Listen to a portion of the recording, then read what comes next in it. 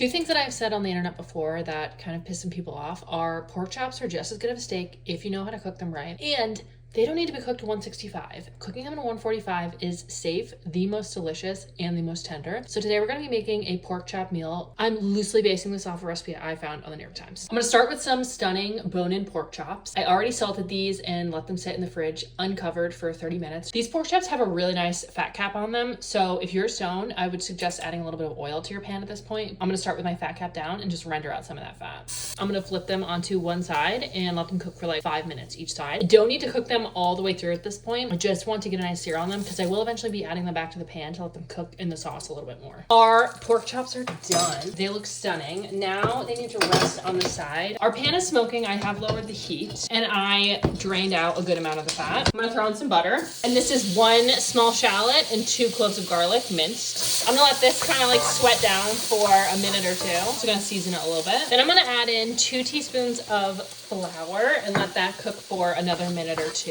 Now that I can see that our flour has darkened, I'm gonna throw in this liquid. This is 1.5 cups of, it's bouillon mixed with hot water, and then another cup of white wine.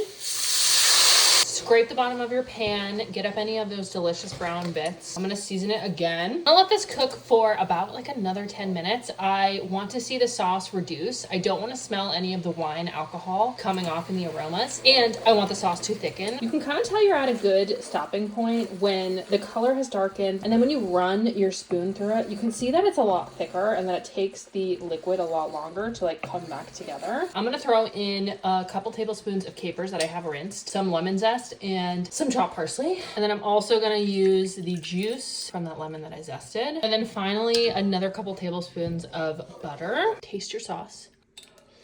And then lastly, I'm going to throw in our pork chops. I'm gonna start by spooning our sauce at the bottom of our plate.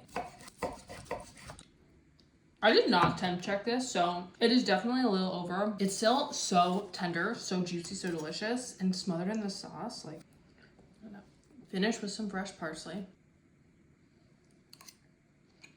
Beautifully bright, beautifully zesty, but still feels so homey and comforting. Pork chop has amazing crust. It's just so tender and delicious. Pork chops are so amazing. I think they're so underrated, but that is it. You should make this.